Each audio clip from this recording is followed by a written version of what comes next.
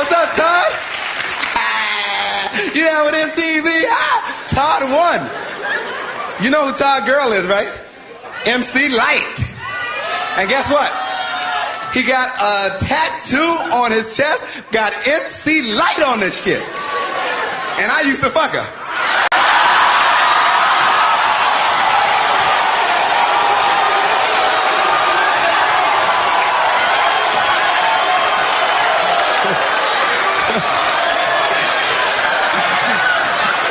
Hey, believe me, there's a lot of light at the end of that tunnel, boy.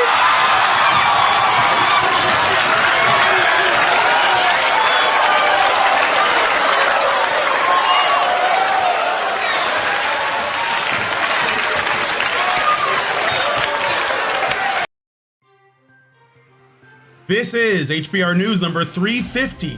Jada is the real winner. Anita Sarkeesian gets a Peabody.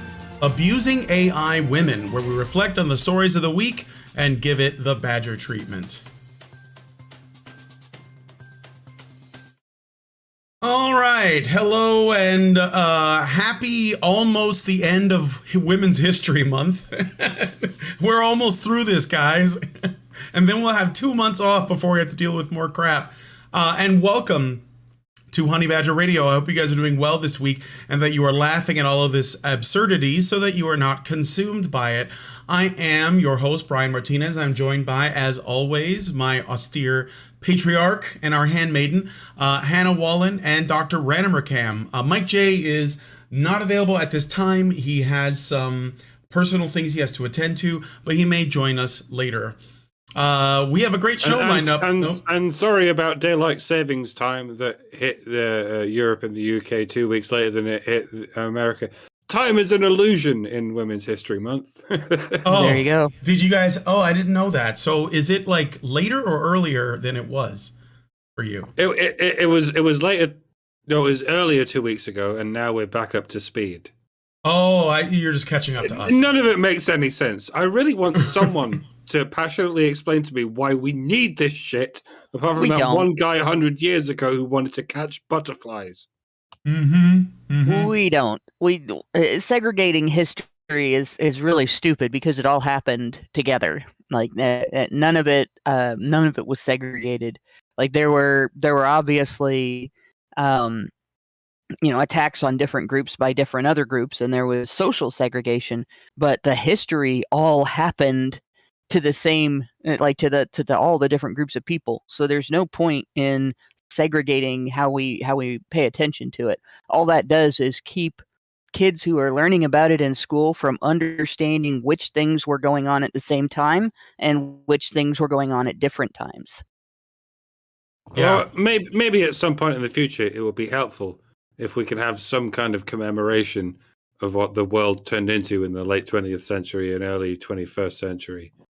When I don't want to say men were oppressed because none of us like using that word, but it would be nice that we look back on this period with some kind of remembrance to make sure that it doesn't happen again. We could certainly remember it as the time period when male disposability reached its climax. Yeah. That would help. That would certainly help. But anyway, sorry, Brian, go on. Oh, no, it's okay. I just had to demonetize this video that we're currently doing because the clip I played in the beginning, I got a thing from YouTube. We're not going to get a copyright strike or anything, just a claim. That's fine. We don't make money on these anyways. Martin Lawrence, you can have it. It was worth it to play that clip. So anyway, let me get back to my little intro. So we still do have a good show lined up for you guys today. So please be sure to continue the conversations both in the chat as well as the comment section. On this week's show, we're going to be talking about the thing that I think we kind of have to talk about, which is the incident at the Oscars a couple days ago, because I think that there is a perspective that is not being presented. And it needs to be. You'd best get Will Smith's name out your fucking mouth. But there is something going on here that people are not really thinking about. So we're going to try to go at that from that angle. At least I am. And what men can learn from this, because I think there's an important lesson for men in this whole mess. And this is good because common men, regular men, do have to deal with these things. Hulu is currently developing a series based on the suicide of Conrad Roy to give us the perspective of the woman who allegedly drove him to suicide, which we covered in an old show when the original incident occurred. Anita Sarkeesian receives a Peabody Award for her work cramming feminism into video game development and more, like abused artificial intelligences. So stick around, it's going to be a good time. Excuse me. And be sure to join us afterwards for the patron-only show. So on this week's patron-only show, of course, the feminist and progressive think pieces have been coming out ever since the incident at the Oscars. And naturally, they are about as brain dead and tone deaf as it gets. This one, so far, appears to take the cake. This one is written for Forbes, which is supposed to be a smart website, although we know better here at HBR. Written by a woman named Maya Nigel Hoskin, and the title is, While Talking About Will Smith's Behavior, Don't Forget to Also Talk About the System That Helped Create It. So when a man decides that he is going to commit violence against another man because that man told a joke and it upset his wife and he wanted to defend his honor and everyone involved is black, somehow this is white people's fault. So it's basically going to try to make the argument that white supremacy is the reason why two black men got into an altercation over a narcissistic woman. And we're going to learn about that in the patron-only show. Maybe we'll become completely transformed by her arguments and we'll all be woke next time. It could happen. Like, I'm waiting for that eureka moment where somebody makes a systemic argument and it clicks and all of a sudden I get it and I just go and buy all the fucking, Spike Lee movies that ever existed. But that hasn't happened yet. So that ever happens, kill me. Anyway, if you would like to participate in our patron-only content, either as a member of the audience like you are now, or as a member of the panel like we are now, please consider becoming a badger by going to feedthebadger.com and setting up a monthly subscription. We are still also doing our fundraiser, which is linked in the description as well. If you want to show us some support, I think we're about halfway there and we've only got a couple days left. So whatever you guys can give, it doesn't matter. Please help us out so that we can keep on doing this content. And that is at feedthebadger.com, and you'll see links to the Badger Media Blitz in the description.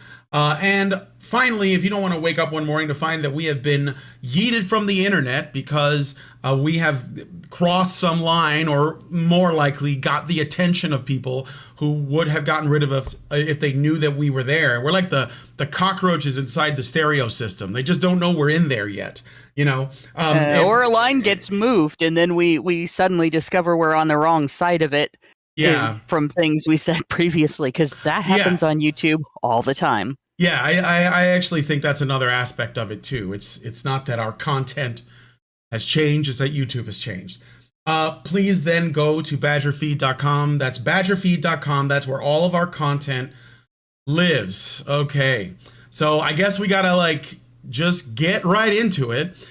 This is first of all, I do have a couple of really brief stories that I was going to make stories, but unfortunately I didn't think that they were big enough to warrant I guess you could say big enough to warrant entire write-ups, because, occasionally I will talk about people who have died that have had an influence culturally or politically or whatever. And I think it's worth mentioning a couple of a couple of deaths. One is really unfortunate. Foo Fighters drummer Taylor Hawkins, he died at 50 years old. I think this was last week or like earlier this week. I can't remember exactly, over the weekend. The Foo Fighters drummer Taylor Hawkins has passed away, according to a spokesperson for the band. No cause of death or further details were immediately announced, though local media reports that he was found in his hotel room before the band was to perform at a festival in Bogota, Colombia on Friday night. He was 50. I heard that there was a lot of substances in his system. I'm not going to say much more than that. I guess, like, more than anything, it's just really unfortunate because, I'm a big fan of the Foo Fighters. I've always liked Dave Grohl, and I've always thought that he was probably the most optimistic member of Nirvana. And so there's not a lot of competition there. No, not really. That's why I'm kind of chuckling. But it is a shame. So if you guys, are fans of Hawkins or of the Foo Fighters or whatever, then give us some respects in the chat, some Fs, and rest in peace to the Foo Fighters drummer. Another person that passed away is Madeleine Albright. And of course, Madeleine Albright, in case you guys don't know, is the first female U.S. Secretary of State who helped her steer Western foreign policy in the aftermath of the Cold War. Passed away at 84 years old. She had cancer. She was a central figure in President Bill Clinton's administration, first serving as U.S. ambassador to the United Nations before becoming the nation's top diplomat in his second term. She championed the expansion of NATO, pushed for the alliance to intervene in the Balkans to stop genocide and ethnic cleansing, sought to reduce the spread of nuclear weapons, and championed human rights and democracy across the world. This is the CNN reporting. I don't know much about Madeleine Albright, except that the left loves her, so I'm suspicious, and I'm just gonna admit my bias right up front. So Madeleine Albright, whether you care or not, she has also passed on. I don't know if any of you guys want to give any brief thoughts on either Madeleine Albright or Taylor Hawkins. I just want to point out that on the Madeleine Albright story, pretty much everything that was described about her could also be described as warmongering, depending on which political perspective you're looking at it from. So I mean, there are people who will look at it as praiseworthy because the word genocide sort of brings about a lot of emotions, and of course it should. But at the other end of it, getting the United States involved in a conflict anywhere in the world because of a moral issue and not a direct threat to the United States is Team America World Police, right? Mm-hmm. So there's always two sides to that. So it's recognizable and should be recognized that is us telling men you have to go fight in this other country for these other people's cause, and no matter how important that cause is, it's still us spending men's lives for that cause, that men's lives from our nation that signed up to protect our country. So, it's not to disparage people who think it's praiseworthy and that we should be the world police, but there are definitely people who don't. Even when terrible things happen in other countries. There are other ways for us to be the beacon of freedom besides sending our military into other countries to force people to be free. It's really difficult to do that. Yeah. I mean, all I know is that feminists love her, and they so I was like, okay, I'm immediately suspicious. So that's just me. You don't have to agree, but. Yeah, we should also remember she was loved until Hillary Clinton came along, and then she was forgotten while Hillary Clinton was in office, and then she was loved again afterwards because Hillary has to have the spotlight. Yeah, it's true. So anyways, rest in peace to both of them. Randomcam, did you want to say anything about either of these figures? No, we're on YouTube. It definitely wasn't a heart attack. It was just drugs. It was just good old-fashioned drugs. That's it was all just possibly have been. It's probably drugs. Yes, I will go with that. All right, then. Let us know what you guys' thoughts on Madeleine Albright and Taylor Hawkins. I think that's his name. Let us know your thoughts on those stories in the comment section. I apologize. My brain is farting like crazy right now, and I'm like not able to retain the ability to make whole sentences. So let us know what you guys think about that in the comments. Let me read this super chat I got from Meredith G. Meredith says, for $5, honey for the badger, I'm tired of honoring people because they were the first person of their gender when I disagree with their policies. Yeah, I don't think that is being a first doesn't mean much. I think that accepting that is it is precarious because it can be used as an emotional tool on people. So I am inclined to agree with that. I don't care if you were the first to do something. I care if you were good at doing something. I mean, Kamala Harris is the first female vice president of color. That's not worth anything. Like, you know, neither is she, but that's, you know. That's why it's not worth anything, because she's not worth anything. So, being the first woman to do something that men have been doing for dozens or hundreds of years is meaningless, right? Yeah. Being the first person to do something that is hard to do or scary or dangerous or people hadn't thought of doing before you came along and did it, that's something special. But just being the first person to hold an office, you know, that you're one of the founding people in your country, you know, and so on. That's something special. But just being the first person of your gender, who cares?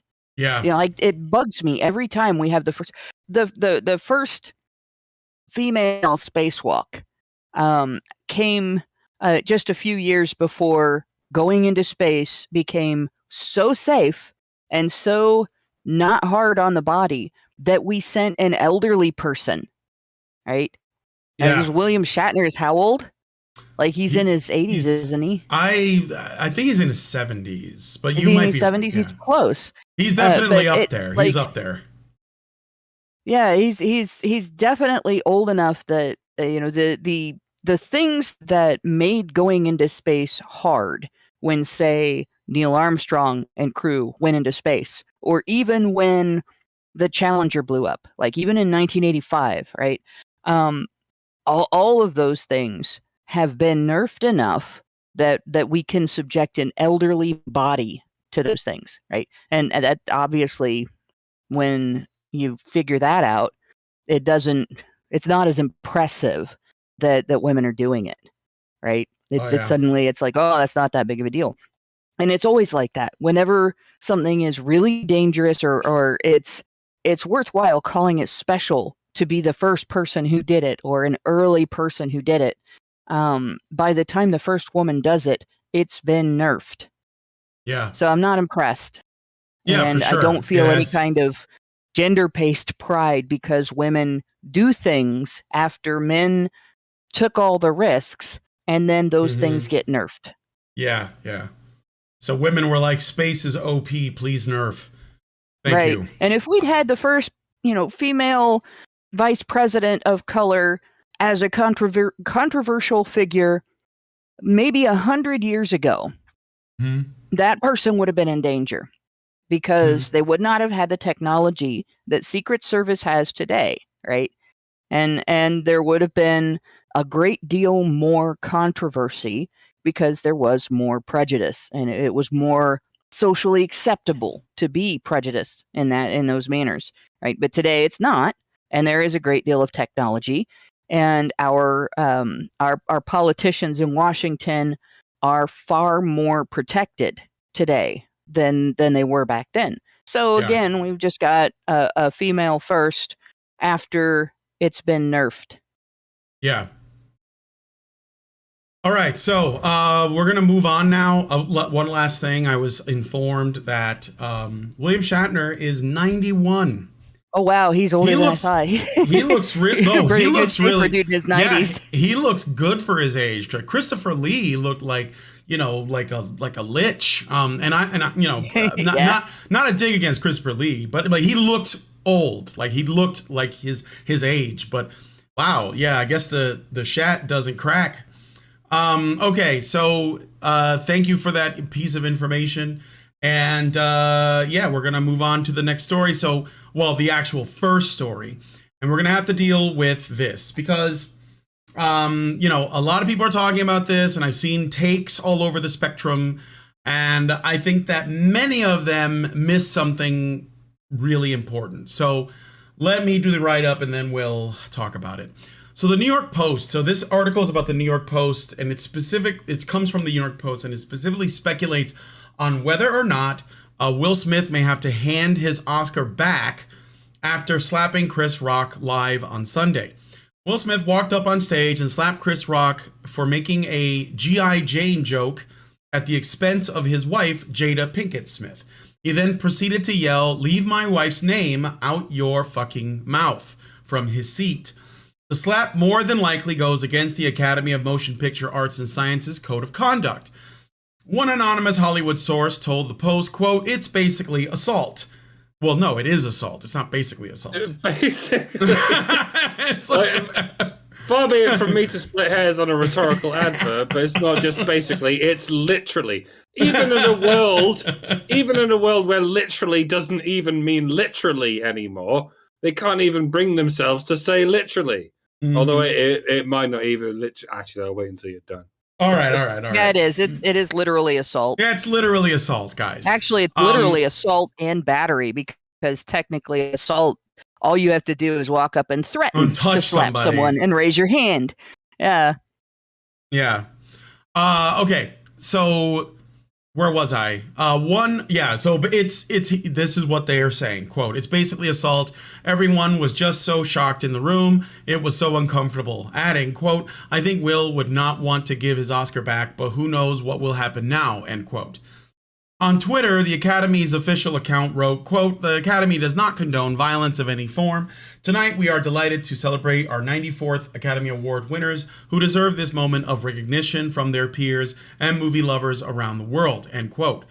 That's a most corporate, response you could possibly write. The night continued on as if nothing had happened. Smith not only received his award after the slap, but was seen laughing and posing for photos following his win. Smith has since apologized to Rock, and no police report has been filed over the incident. Although I would like to say that the apology, to my understanding, was done in an Instagram post, and again, it came across as a kind of half-hearted apology. But that stuff is not really what I think is important about this. So I want to use this moment, as I do with many stories that revolve around like celebrity drama, because it tends to be so high profile and gets everyone talking. It is a good opportunity to talk about something else, something more important. This is why I talk about stories where, like Dr. Dre did, he had his wife sign a prenup and she's still trying to get half his shit and basically get the prenup annulled, which they can do, because I talk about that not because I'm really concerned for Dr. Dre's millions, but because I want other men to see how the system can work against you even if you're Dr. Dre, right? And so like this is another, or like Johnny Depp, like who has been, lambasted in the media, who is having trouble getting work in Hollywood, and who is, having trouble with his children at school because his children's peers believe that their father is a wife beater, and all of the harm that Amber Heard has done. And it goes on and on and on, right? There's all these like big high profile incidents involving people of high celebrity status, whether they're movie stars like Will Smith, or if they're judges like Brett Kavanaugh, or people like Bill Cosby. It's worth talking about because what can happen to them can happen to any man. And this is another example of this. So what is wrong with this picture? The problem that led to this moment, in my opinion, had nothing to do with Chris Rock at all. He is being, he got attacked here because Will Smith did not have an appropriate vehicle to express his frustration with his wife. Because Jada, in case you guys don't know, essentially humiliated him in front of the world by telling him that she was banging some other dude named August something. I don't know, some rapper guy, younger, you know. And she told him and confessed to his face that she did this because she wanted to feel good, because she only cared about her own pleasure. And so they're in an open marriage. Now, there's a lot of people that I've seen that are in Hollywood that have speculated that, you know, Will Smith and Jada Pinkett's relationship is fake and that they're both homosexual, whatever. I don't know. I can't confirm that. I'm not going to go down that road. I'm going to pretend as though they are the couple that they are telling us they are. And a man who is in this kind of relationship with a woman that would do that is going to be frustrated. His ego is going to be very fragile, and he is going to lash out.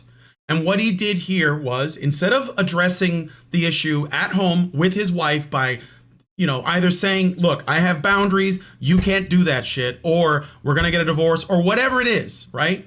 We're starting the story in the middle, in my opinion. What is happening here is a very broken man is taking out his frustrations on another man who had nothing to do with what's happening to him. And the reason why this happened, and you guys can watch the replay. I know some people say it's staged. I'm not going to address that. That's maybe not. It doesn't matter. But I think that, okay, all right. Well, that's fine. I guess, like, if it's real, then there's something important that should be taken from this, you know. And what I think that is there's no excuse for assaulting someone. Okay, I've heard people like iHypocrite. I think he did a video on it today, and he said, you know, like that there is such a thing as fighting words. No, a joke about your wife is not fighting words, and that's not really the appropriate response. It makes you look like a child. It's not masculine. It's not appropriate. Okay. That being said, I think that anyone can be joked about.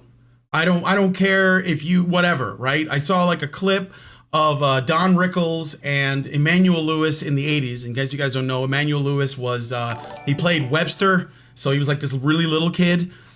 Well, he wasn't a kid, he was an adult, but he was really small. And, you know, he roasted Don Rickles and said, be funny. And then Don Rickles roasted him back and said, well, there's, you know, one black kid that's not going to be joining a basketball team. And everyone laughed. Nobody got offended. Nobody got upset. So like there in a true comedic environment or landscape, there should be no restrictions, in my opinion. Or at the very least, comedians should be allowed to take the risk, as Patrice O'Neill used to say. But what I think is happening here is beyond that, okay? Smith should not be assaulting people because there is such a thing as defending the honor of someone, whether that is a friend, a relative, or a partner. But that person needs to be worthy by being honorable. Jada is not. She is probably a narcissist. She's probably manipulative, and she probably controls that relationship. So, like, when Chris Rock originally told a joke, Will laughed, and then Jada had this, like, her face just sank, it went cold, like, this motherfucker just made fun of me, okay? And then Will saw that, I think, I mean, we didn't see it because the camera wasn't on her, and he felt like he had to respond even though he originally found it funny. Does that mean that Will is acting on his own? Was he acting on his own initiative?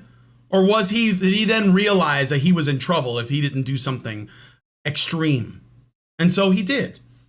But I don't think Jada's worth that. And I mean, look, I don't know their situation. It's personal, whatever. But no man should be in a position where he feels like he has to defend the honor of someone who doesn't have any honor just because it's his wife. And he has to, like, make a public display out of it for everyone to see. So I don't know. I mean, those are my thoughts. I think that when men do this, they are acting as violent by proxy. They're committing violence by proxy for women who will not take responsibility. That's really spot on, actually. It's something that I pointed out too, because there was a There was a statement by Eric July, I think it was, that said, yeah, their violence is violence and it's reckless and it's stupid, and don't make this about race or gender or all the isms. This was just flat out violence. And I sort of piggybacked off of it on Twitter with a commenting retweet and pointed out, this is something that women push on men. This is an expectation that women push onto men, and it's not right. If that joke had been made and the camera had panned onto her face and she looked shocked and hurt and sad and all that kind of thing, and Will Smith did nothing, absolutely nothing, feminist Twitter in particular and female Twitter in general would have just dragged his ass for at least a week, if not 2, for not defending the honor of his wife. He would have been, failure to defend his wife's honor, failure to stand up for a woman, failure to understand the seriousness of the slight that his wife experienced, blah, blah, blah, blah, all the shit. You've seen it before. Like every time some stupid little clip about, a conflict between a man and a woman in public comes out on social media, there's dozens, if not hundreds, of comments from women. What were the other men doing? Where were the other men? Why didn't some other guy step up to defend her? Yeah. Like without anybody saying, why has this woman never learned to defend herself if she's going to live in this neighborhood, get into conflict with men, do whatever it was that put her in that situation? Why hasn't she taken some sort of self-defense class? Why hasn't she gotten stronger? Which is exactly what would be said if a man were highlighted in that manner, which most of the time they aren't. Shitloads of conflicts like that happen with men every day, all over the world, and nobody films them, or if somebody does film them, nobody shares them. And if somebody does share them, it's usually to make fun of the guy that got beat up and talk about how strong the guy that won the fight is. Never is there, oh gosh, that guy that got beat up, that poor guy, why didn't somebody step up to defend him? No, it's definitely very gendered.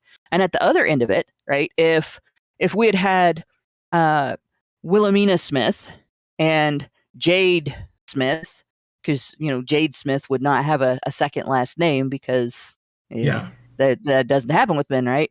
So if we'd had Wilhelmina Smith and Jade Smith, and somebody made a joke about Jade Smith's hair, first of all, Jade Smith would have been treated as a wimp for getting upset about it, regardless of the reason for the condition. Wait, are you saying that we've historically been okay with making fun of men because they've gone bald? Yeah, I mean, that's crazy, Hannah. I never heard. Is male pattern baldness sometimes the butt of jokes? Wow.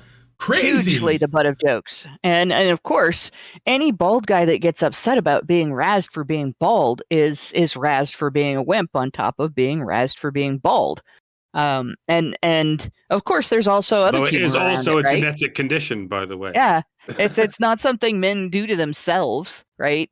But there's humor in the other direction about it. I had a teacher that used to have a poster up in his classroom that said, God only made so many perfect heads, the rest he covered with hair. And I love that because I actually think that baldness does not detract from attractiveness. Your hairstyle around it can, but the actual baldness itself, nope. So it just sort of depends on how you wear it, just like any hairstyle or outfit, right?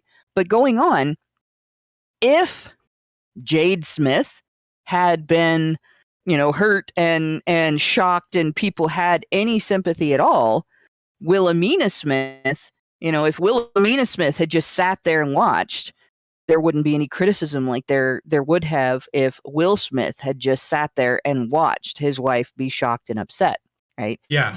And if Wilhelmina Smith got up and slapped somebody for insulting her husband, there would not be a little bit even of the talk today about that was violent, And Wilhelmina Smith should not have done that. It would have been, oh, look at the courage and forthrightness and equality that this woman is displaying by getting up and defending the honor of her husband.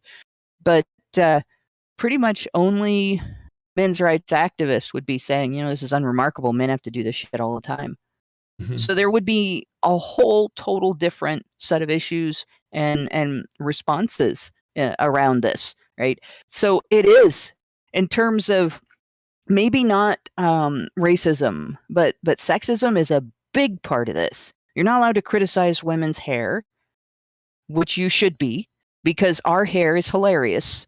And it's been hilarious. It's always been hilarious, from helmet hair to beehive hairstyles to dropping hair all over the place. Like I can't tell you how many beater bars on a vacuum cleaner we broke before we figured out to sweep the carpet with a broom before we vacuum it. Women's hair is fucking hilarious, and we fuss over it way too much. Even those of us who have like no fuss hair. So our hair should be fair game to ridicule. But no, you can't. You're not allowed to make fun of our hair. Not allowed to hurt our feelings. You're allowed to completely, totally devastate men's feelings, but you're not allowed to hurt our feelings because we're female and fragile, right? That's a huge disparity, because that goes to the whole suicide problem. And of course, if a woman is offended or hurt, a man is responsible for defending her honor under social expectations. But if he does, he's going to get criticized for being violent. So he faces a catch-22. Whereas if a man is offended and hurt, a woman is not responsible for doing anything about it, and nothing she can do in the situation will be criticized. Nothing she can do no wrong in response to it. So it's definitely got one ism associated, and that is sexism. There's a huge gender difference in expectations of deference and defense in social situations like this. And the incident would be unremarkable or not have happened at all if the sexes were reversed. Yeah. Mike? Yes. To reiterate on some points and expand on some points. So this is a man assaulting another man, which is difficult to analyze in a woke framework, because who gives a shit about male on male violence? It's all just toxic masculinity. I mean, that's one angle, but it's also black on black violence, and there's also not a lot of controversy there. We'd rather just sweep it under the rug because it's a result of white supremacy or something. These two axioms might theoretically clash in a cognitive dissonance that might be called controversy, but don't worry, it's not. It's just toxic masculinity and white supremacy. It's as simple as both of those things are, as incongruent as they might be if you tried to consider them both at the same time. Yeah, whatever. But what I couldn't help noticing was, I mean, a lot of people have wondered whether this might be just a publicity stunt to get people talking about the Oscars. And if that was the case, it worked. Hook, line, and sinker, which itself is suspicious. Everyone's covered it, even people who would rather never cover the Oscars. Sargon seemed quite convinced that Will Smith isn't a good enough actor to pull that off. In my opinion, to be honest, Chris Rock is a bad enough actor not to have pulled off the unconvincing performance to which he subjected us afterwards. But more to the point, when you look at the footage, the critical drinker treated us to the footage forwards and then reversed and then forward several times. And I have to say, when you look at Will Smith's other hand and what it was doing during the quote-unquote slap, you can tell, especially when the footage is reversed and forwarded again, Will Smith's hand appears to be glancing off his own chest. Not the hand doing the slapping, his other hand, which is the oldest stage trick in the book. You punch your own chest. Do that. Yeah, you punch your own chest while you're doing it, which would explain why the sound we hear during the footage doesn't sound like a slap. It has the distinctive dull thud of a man hitting his own chest with the inside of his own fist. I can't be sure though, obviously, because we haven't seen any close-up footage of the event, which itself is also unusual. You'd think with 20 cameras on you, at least one of them would have caught it close up. A little bit sus, no, but as far as I'm concerned, there's every reason to continue to believe that this was indeed a publicity stunt. And even if it isn't, I'm very tempted to just refuse to talk about it, whether or not it's real. Even if it's real, it's still just rich narcissists looking for attention for one reason or another. And the most productive thing we can do is ignore this, because one way or another, it's the Oscars. It's an institution of unaccountable kid fuckers patting each other on the back for being alleged kid fuckers, patting each other on the back for the most virtuous kid fucker in the pack. Allegedly, I mean. I hope this is the last time there is ever anything even peripherally considered worth discussing about the Oscars. If next year they literally fuck a kid on stage in front of everyone, I hope we all just quietly abandon the whole thing and never speak of it again. Because the only reason it even exists is because people talk about it. And that's not good enough. Fuck the Oscars. Fuck off forever. There you go. The last thing I'll say is that, though, I was quite encouraged by the discussion around this, specifically the discussion of Jada. And what I have noticed is a lot of men, and I'm not just saying like, you know, manosphere men, I don't really know what their takes were. I'm sure they were all over the place. But men, just regular men all over, were putting the blame, or at least I don't know if blame is the word I would use, but they were providing and thinking about the additional context of the nature of the relationship between Jada and Will, which is the most. So they weren't just like, you know, you're a white knight cuck because you know, you let this guy get under your skin. And they also weren't like, you know, yeah, you have to defend your wife's honor and it doesn't matter how it destroys your career or what harm it might do to your prospects in the future or how upset you might make the Academy.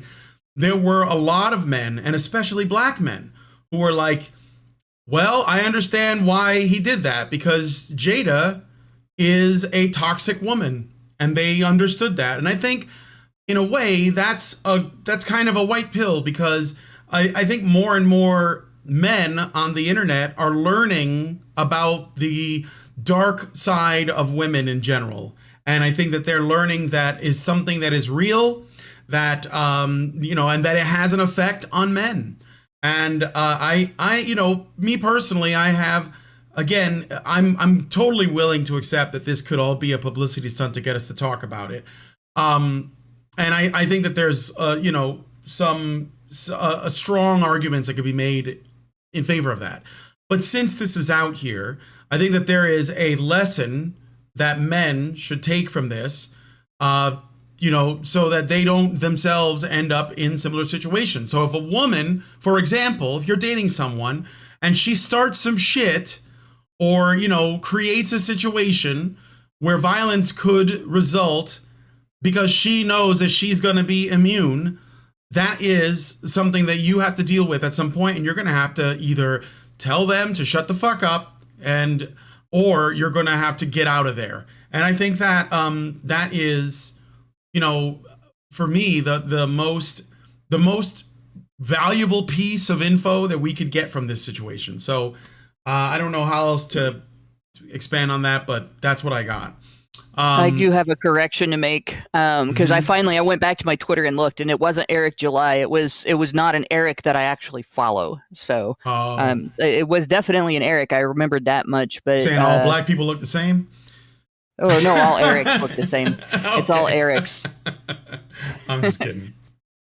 The picture is small enough. I actually had to enlarge it when you said that he is black. Yeah.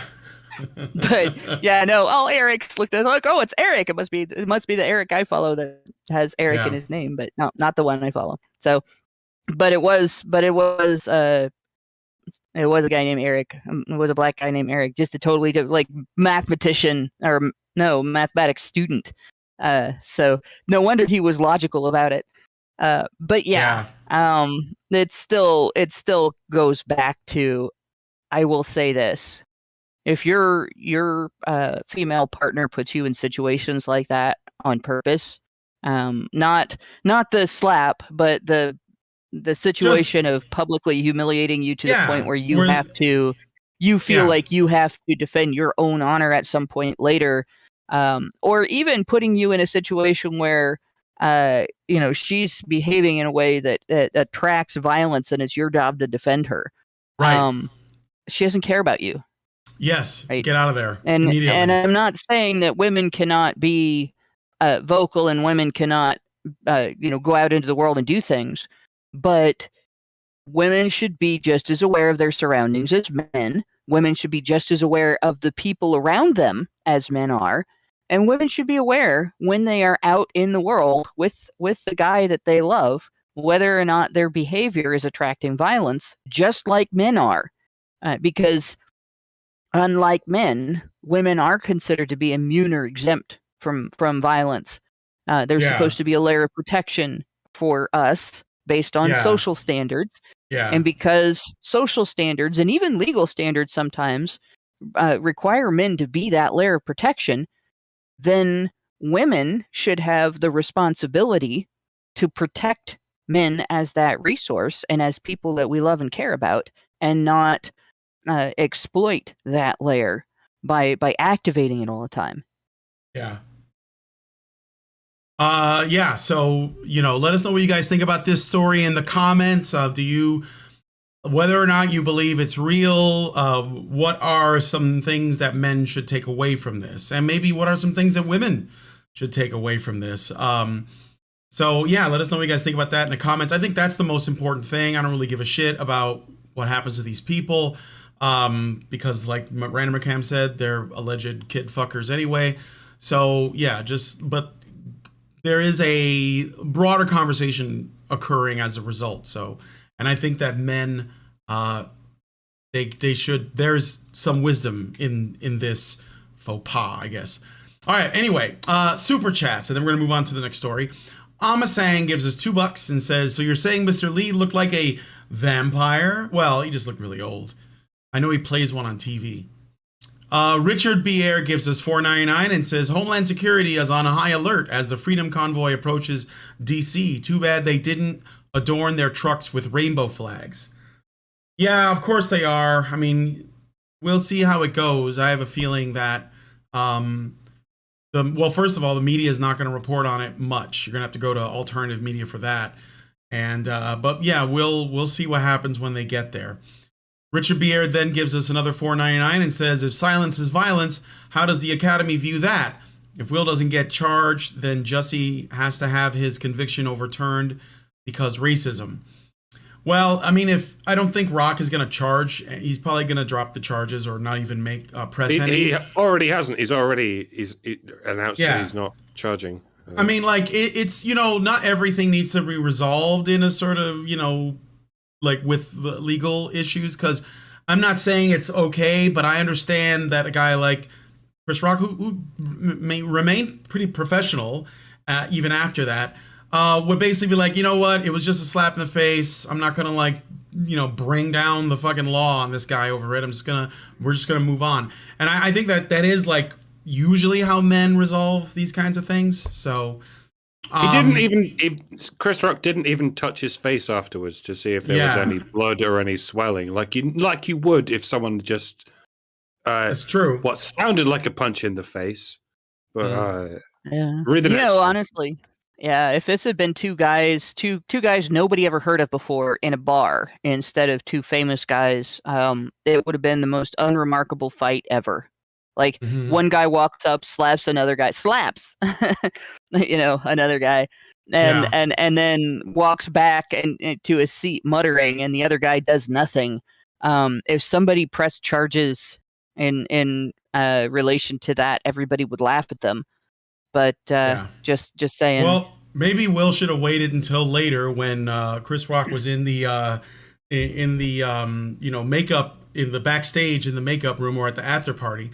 And just kicked him in the chest like Charlie Murphy did to Rick James. I think that would have been better. Charlie Murphy! What did the five fingers say to the face? All right. Next super chat. That was a nigga moment. Albatross gives us $5 and says, I wouldn't be surprised to find if Will and Jada's relationship was something like Depp and Amber Heard behind closed doors. Yeah, well, again, Jada strikes me as abusive, manipulative, and just a terrible woman. I mean, she's fucking other dudes. Well, like, that's obvious from the information we already know. I was gonna say, yeah, right. Just remember, not all abuse is physical. Okay. Yeah, just remember that not all abuse is physical, and I think that emotional abuse, emotional abuse, can have devastating effects and leave people suicidal. I think Will has unresolved issues with his parents. I understand that he wanted to kill his father because his father supposedly beat his mother or something. And he wrote about that. So there's definitely, he has issues. And I think that the relationship between him and Jada is more like a mother and like her child rather than a partnership. And there's obviously tremendous narcissistic problems with both of them because they literally name their kids the opposite gender of their own names, Willow and Jaden. So that's weird to me. That's so fucking weird. Yeah, they have shit they got to resolve, especially Will. Gary Thomas gives us $5 and says August was their son's friend, which is how him and Jada met. That alone makes the whole situation 10 times worse. Yeah, he was much younger and he was a friend of their son, which is fucking weird. Richard Bier gives us $1.99 and says it was an entanglement, guys. $1.99 and says Will is to Jada as Codger is to Doc. So a puppet. I get it. And then Richard gives us $4.99 and says, even with all those cameras, nobody saw nothing because snitches get stitches. I hear what you're saying. If there was a close-up, we would have seen the close-up. It's Hollywood. They don't care about incriminating people. They want everyone to see the most dramatic moment. So the fact that no close-up was ever shown is really fucking sus, is all I'm saying. Yeah. It's just because Mr. DeVille was not there. But you got to realize, maybe snitches get stitches, but people who get punched by Will Smith don't. Slapped. All right, but anyway. Yeah, slapped. Let us know what you guys think about this in the comments. Unless something like crazy happens, I am not revisiting this topic. I've done one bit on it, and that's it. Just know that, we used to live in a time where jokes about people's, somebody's woman was normal. That's why I played that clip of Martin Lawrence in the beginning, where he basically makes a joke about MC Light and how he used to fuck her, and to the guy who was seeing her, some dude that worked at MTV, and the guy who was being roasted laughed. He didn't get violent. He didn't get upset because he probably on some level was like, yeah, Martin Lawrence has a point. So, you got to be able to laugh at yourself. Sometimes. All right, but anyway, let us know what you guys think about that in the comments. We're going to move on to the next story. Now we're going to be talking about the girl from Plainville. So what is that? Well, a while back, we here at HBR talked about a story of a woman who encouraged her very depressed boyfriend to commit suicide. 18-year-old Conrad Roy died of carbon monoxide poisoning on July 31st, 2014. So that's how long ago we talked about this story. Okay, it was it was after that, but it wasn't long after that. During the suicide, he had texted his then girlfriend Michelle, expressing that he was having second thoughts about taking his own life, which would suggest that Michelle knew that he was planning to take his own life and wasn't really interested in stopping him before he was in the car, essentially filling this space with carbon monoxide. She responded in text for him to get back in the car, according to prosecutors. Michelle Carter, that's the woman who did that, was convicted on involuntary manslaughter charge and has since been released from prison in January of 2020. So she's back on the streets. The tragedy is the inspiration, or this incident, this tragedy, this incident is currently the inspiration for a new Hulu limited series called The Girl from Plainville. Wait, what? Yeah, Sorry, they're making a show out of it. About her, not from about the perspective, him. yeah, from the perspective of the girl who told the boy to get back in the car and finish what he started, i.e. commit suicide. Conrad's mother, so Conrad is the boy who killed himself, told People magazine that she is worried, quote, there may be an attempt to defend some of Michelle's needless and evil actions. End quote. However, she also hopes that the renewed interest in the case may help her in her quest to make Massachusetts the 43rd state to criminalize suicide coercion. So this is why I need to read these stories before I react to them, so I can digest it in some way before I go, what the holy giddy fuck? Are you serious? This makes me wonder if Gone Girl was actually based on a true story, but they had to bury the the inspiration for the true story before they did it, because there's plenty of people in Hollywood. Again, so we like about Hollywood. They're not just kid fuckers; they're man killers, and they're actually proud of it, and they will get across whatever story they can get away with getting across to display how proud they are of kid fucking and man killing. And maybe this is the first time we've heard about the idea that one of these stories may, in fact, have been a true story. So maybe they won't do it now that we know it's a true story, or maybe they will because they just don't give a shit because it's good and righteous for a woman to do this to a man because, well, I guess they'll string along a similar story to Gone Girl. He deserved it in some. Oh God, I hate everything. Well, you know, it's funny because Hulu also made the series. I think it's Hulu that did the one that we talked about a few weeks ago, where we were talking about the other the story of the Theranos lady, who, you know, they're good. They're I forget her name, but they made a show called The Dropout, which is about the woman the con woman who started Theranos, stole everyone's money, and never produced the product. And like they're making her like the central character. Now, some people have told me that they don't really make her sympathetic, but I have to see that for myself because they would never do that for Enron. That's all I will say. If they made a fucking dramatization of Enron, they would not make those guys sympathetic. But they're doing this because it's a woman.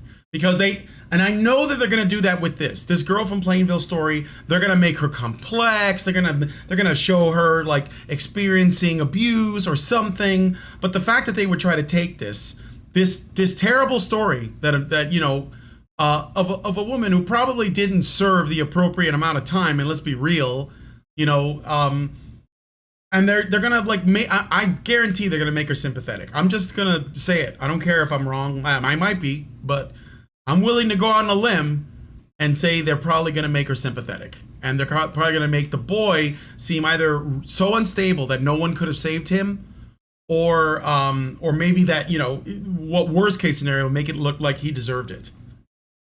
They're going to make him seem emotionally abusive. I almost guarantee it.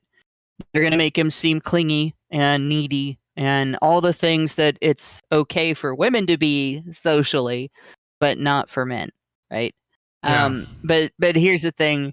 The key to all of this is they're all true stories, right? All of the ones where woman makes evil, bad choices, consequences ensue, and then people have sympathy for the ones that she faces and forget about all of the ones that she inflicted on everyone else around her. And she gets to play the victim and the princess and be rescued and exalted and put up on a pedestal for being the strong, independent victim who don't need no man except the ones that are going to make a lot of excuses for her behavior. And of course, women will identify with her now because she had to go through this poor, innocent, you know, psychotic bitch who talked a guy into killing himself. Like, how dare anybody criticize that?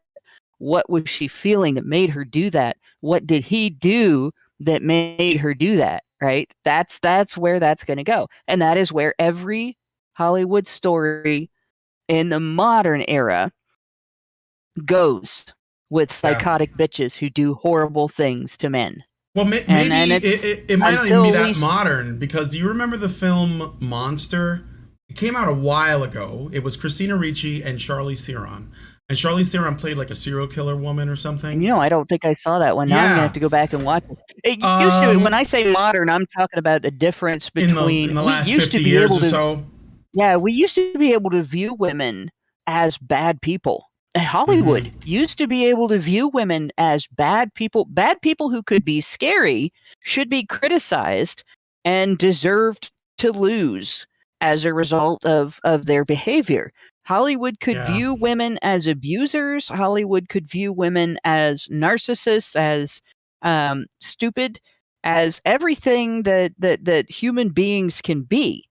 But we're limited on our spectrum now. Women can only be perfect angels, strong, independent crusaders, or victims of somebody else's wrongful judgment, right? And even when women make mistakes, it's somebody else's fault for not protecting them from the consequences of their actions.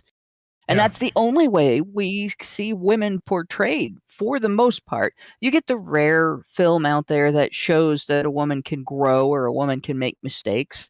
But most of the time, it's stuff out of Hollywood. Women are in those three categories, right? The angel, the crusader, or the victim. And even the boss bitch is still the angel, the crusader, or the victim, and sometimes all three. Even the unequivocal villains like Maleficent can be retconned as just a victim. At that point, there's no end to where this will go. The Wicked Witch of the West is a victim. Yes, there's a Western musical about that cunt. Yep. So I mean, like it's all, they're all true stories. They're all based on the real life phenomenon of society turning itself into pretzels to try to protect women from the consequences they face and the judgment for the consequences everyone else faces for women's choices. And if you don't believe me, look into why we have safe haven abandonment laws. Yeah. So Monster is a film that came out in 2003. Directed by Patty Jenkins, who you guys might know as the woman who directed Wonder Woman, the first one. I don't know if she directed both, but she directed a Wonder Woman movie. And it's a biological crime drama film about serial killer Eileen Wuornos, a street prostitute who murdered 7 of her male clients between 1989 and 1990 and was executed in Florida in 2002. It stars Charlize Theron, who plays Wuornos, and of course she went through some, transformation to like really embody the character. And Christina Ricci, who plays a semi-fictionalized lover named Serby Wall. Again, I've never seen it, so I'm not making the claim that, it was designed to make her sympathetic, but everyone was very happy with Charlize's performance. I think she might have even won an Oscar for it. I don't really remember. It's been a while.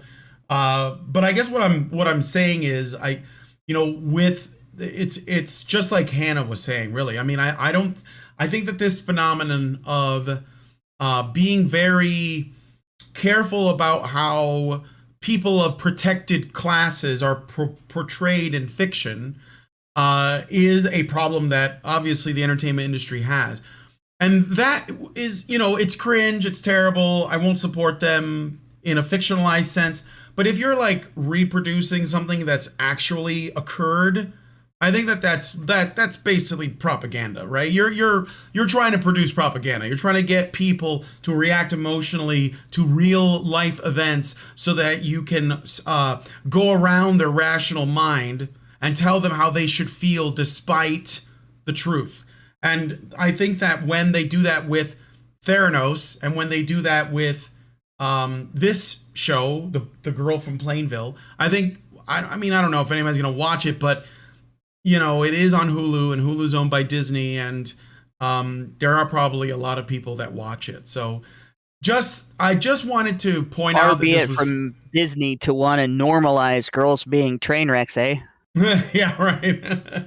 But I just, I wanted to highlight this because I want people to know that, that this kind of like, this propaganda manifests in multiple ways. There's just your normal sort of like, sophomoric, let's just shit on men stuff. But then there's the more sinister, let's take, a person who belongs to one of our protected groups that has done something terrible and try to like essentially alter reality through art to make people think that they're not that bad. And that's been going on for a while. Like I don't want to get into it, but like too much, but you can look at how Nelson Mandela has been presented in film and in these sort of creative ways versus like the kinds of stuff that he actually did in real life, and how they cherry pick what they want to include and what they don't. And so I'm just using that as an example, but think about that, right? So this is, again, it's not out yet. We don't know for sure. I might be completely wrong, but I doubt it. I'm pretty sure that this is going to try to make that woman look sympathetic. And it's mind blowing because it's a case that we all forgot about, or most people have forgotten about, and they're literally digging it up to make it into something. And I think that by itself is pretty like twisted. So anyone else have any thoughts on that? Very suspect. Yeah. I guess we'll have to wait and see like if I'm right or not. So I'm not gonna watch it, but we'll see. I do care about the truth. So we're gonna move on to the next story. First, I'm gonna read some super chats, but let us know what you guys think about the girl from Plainville and what you think Hulu is going to do. Do you remember this case? Have you looked into it? There are, we did do a show on this, but it was a while ago, and I remembered it. Fair warning: if you haven't looked into this case and you're going to start reading about it, settle yourself and prepare yourself because it is rage fuel. Yeah, right? This is also a vulnerable person that died because someone took his vulnerability and turned it against him. Yes. Okay, so I'm going to read some super chats and we're going to move on to the next story. Master Rogue gives us $5 and says, I wonder if the TV series is going to be like Swing Kids, showing the horror for what it is instead of making excuses for it. Not holding my breath. I mean, even then, there's something kind of exploitative about doing this.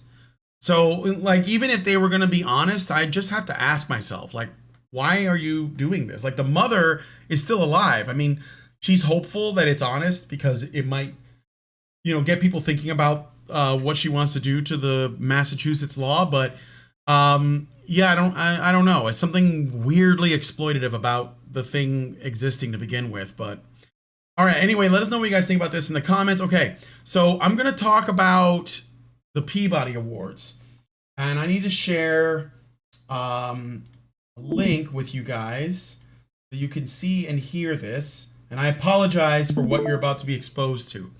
But just so you know, let me just do the write-up really quick. The Peabody Awards are kind of like a big deal, okay? And Anita Sarkeesian is back, kind of. In a video, that's garnered about 108 views. This is Mike J's write-up. I don't think that's relevant, but I know that there's a lot of people who want to act like Anita Sarkeesian no longer has any influence. But the fact is, she absolutely does, and she's making moves all the time, okay? It has been announced that Sarkeesian is the proud winner of a Peabody Award.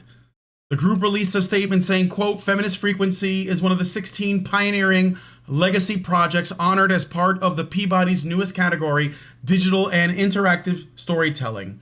Founded in 2009, Feminist Frequency advances critical, complex conversations about popular culture, an antidote to the emphasis on simplicity and curtness that characterizes so much of the contemporary discourse on social media.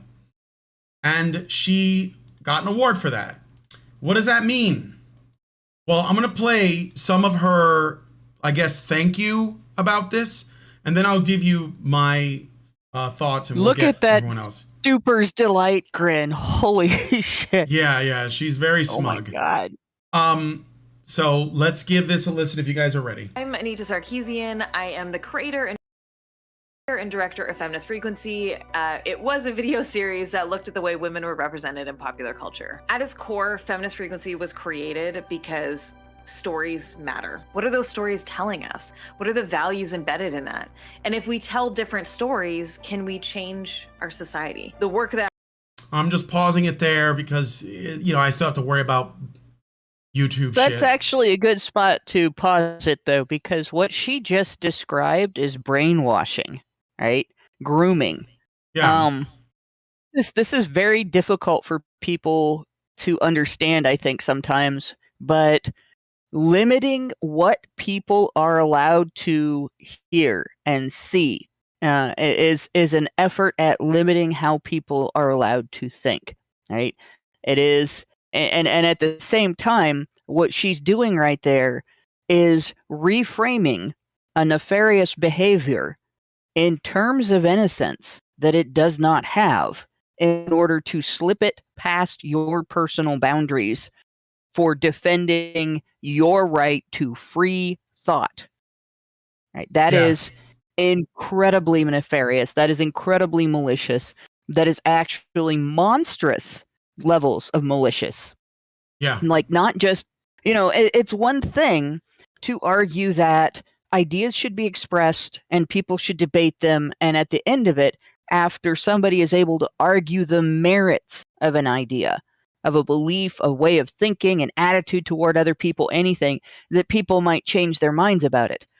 That's valuable. That helps us to sort out what's right and wrong, what's ethical and unethical, what's valuable and invaluable and unvaluable to us, and what is basically trash in terms of the way that humans might think and the mistakes that we might make versus the advancements that we might have in our civilization.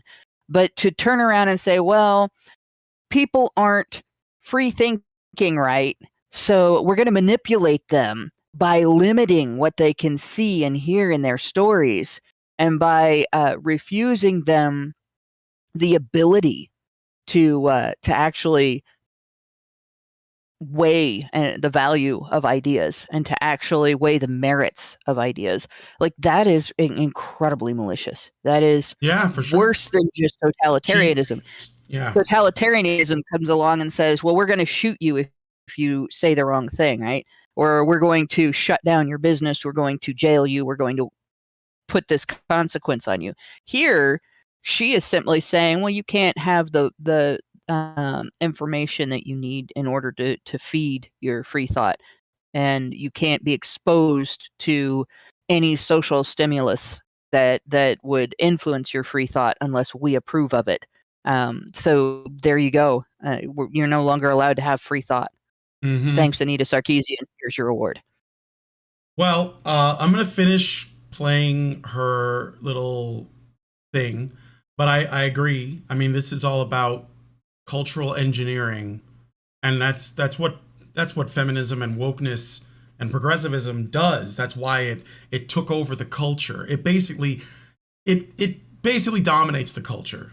Like all across the board, right? We are, as James Lindsay said, we are living in Marcuse's world of repressive tolerance. So we are under and in that paradigm right now. And this is the reason why it doesn't matter how bad Anita's arguments are. It doesn't matter that there are people on YouTube that can make counter arguments. It doesn't matter that this video only got 108 views. Because the world of social media is not the world that Anita is talking to. She's talking to the people that actually create the content. She's talking to big tech. She's talking to Ubisoft. She's talking to, the developers of stories, not just video games, everything. She's like involved, like she knows Neil Druckmann. She knew Joss Whedon, right? This isn't about convincing the masses. I mean, like, if she can change some minds, and create some useful idiots with her rhetoric, then that's gravy. But the only people she wanted to convince from the beginning were the people who had the most power and the most cultural clout. And when she did that, it didn't matter how many chuds were going to argue against her, because now she's literally engineering the culture and she's a part of that. This is the thing that I've been trying to explain to people, that whenever I bring her up, they go, oh, she's still relevant? Well, what do you think? Just because she's not making YouTube videos that she doesn't have influence?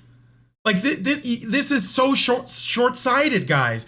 Facebook created a meeting room and named it after her. So when you complain about all this shit with the metaverse and all this shit with, like, you know, what Ubisoft, what the gaming industry has been doing and what the entertainment industry has been doing, and all of our cultural institutions, which are collapsing because they're all sharing the same worldview, you have to understand that she is a part of that. I'm not saying that she's like the mastermind. I'm saying that she is a part of that. And so her popularity, her worldview on YouTube is irrelevant because she's influencing the people that run YouTube. So, like, do you get it? Like, this isn't about, well, she's not cool. That's so 2014. Wake the fuck up. She's actually controlling the culture. They gave her an award not because they felt like they needed to throw her a bone, but because they agree with her. They agree with her. Neil Druckmann fucked The Last of Us for that. And that's not like massive cultural impact, but it's part of a trend. This is only going to get worse because these people are not interested in changing hearts and minds with superior arguments. They're interested in control. And so they're going to use this for power, and then they're going to do top-down shit to people. And that's how it always works. So they don't operate within the social media landscape. In fact, I think the only reason why she even made content on social media was specifically to draw negative attention from critics so that she can call them misogynists and then get more support from the white knights and the cucks that run everything. So, I mean, like, she went to the UN. I'll be honest, those people are not like, cucks. Well, she is not doing something to persuade them. She is giving them a report of her activities and how she feels they are going to work in their interests to achieve what they want. This is something I think a lot of people also don't understand. All of this, intersectional feminism, cultural Marxism, it's all about feudalism. It all boils down to a group of people, very, very, very small group of people, very rich people, who own and control almost everything, who sincerely believe they are better than you. All of you. Everyone who's listening. You know, except for the CIA. They don't think about you guys. But in any case, they think they're better than you. They think that they have the right to control everything you do for their benefit. And they want you to produce, to consume, and to shut the fuck up and stop demanding anything of them. No expectations are valid. No personal interests are valid. None of that. And in order to do that, they will limit what you can see, limit what you can hear, limit anything that you have access to in order to manipulate the way you think and to manipulate the way you react to things. And that's it.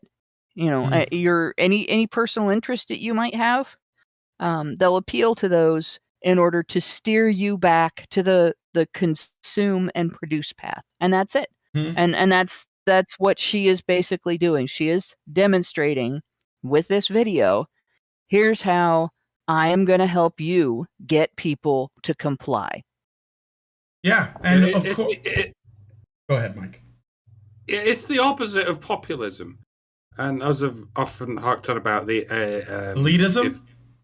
We might call it elitism, but I certainly wouldn't call Anita Sarkeesian an elite. She's a fucking dumbass. Yeah. So that's not quite.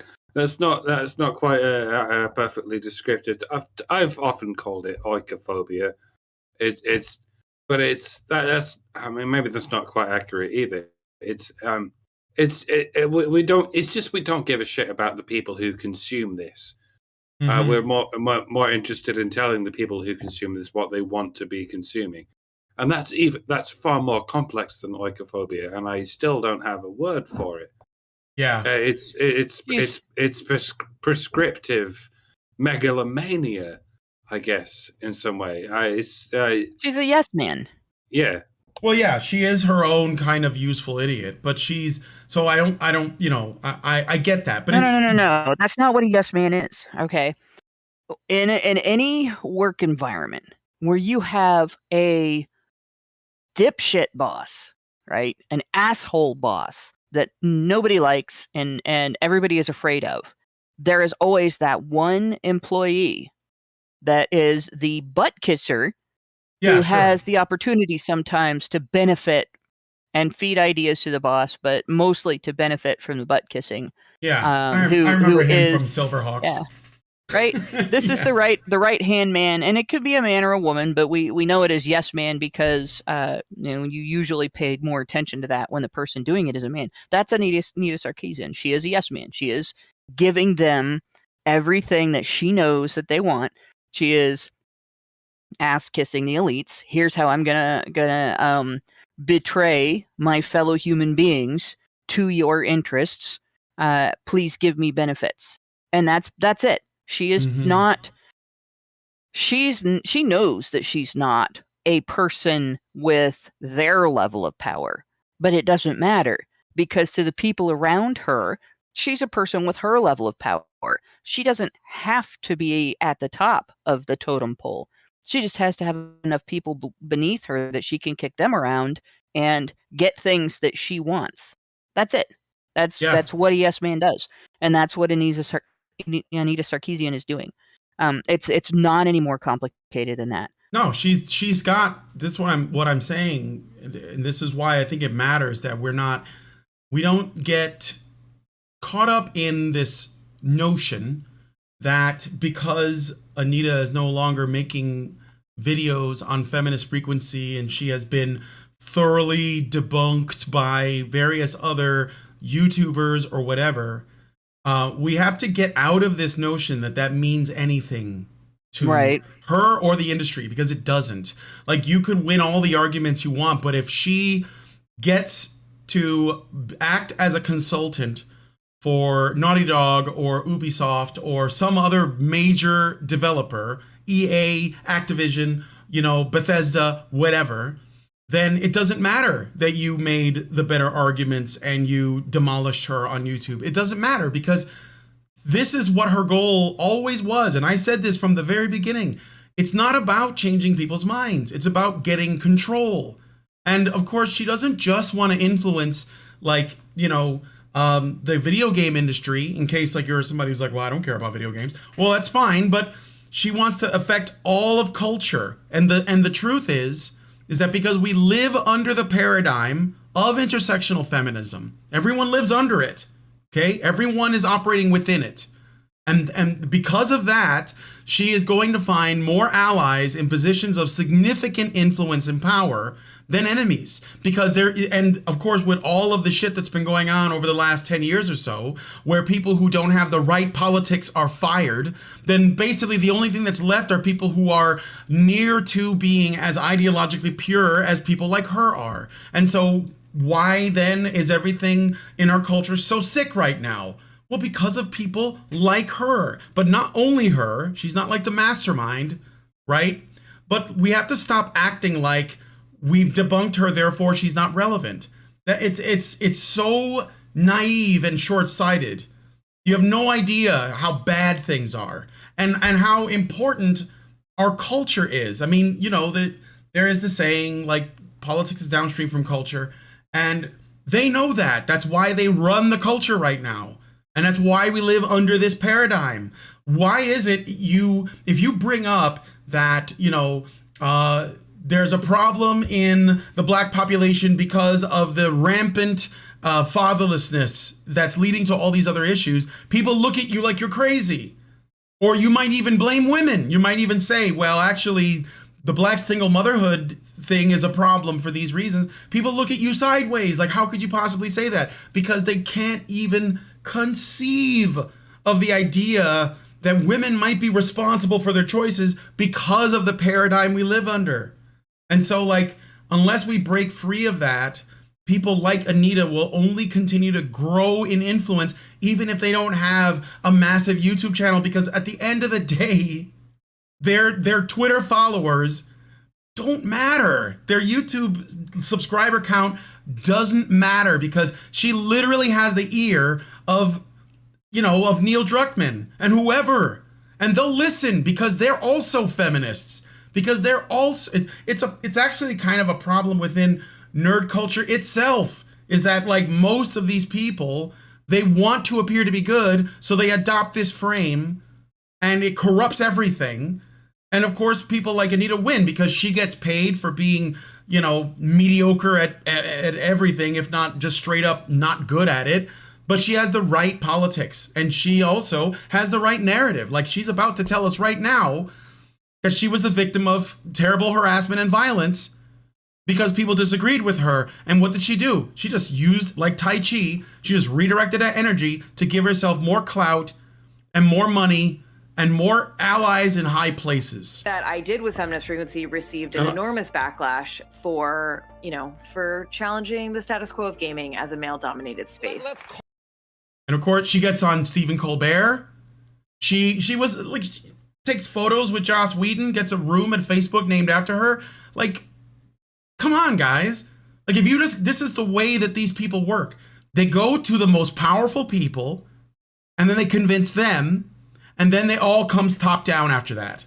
So there's no, like, you can't just make the better argument and say Anita destroyed, and then you call it a day, because she's just gonna go and talk to Susan Wojcicki and be friends with her. Now what are you gonna do?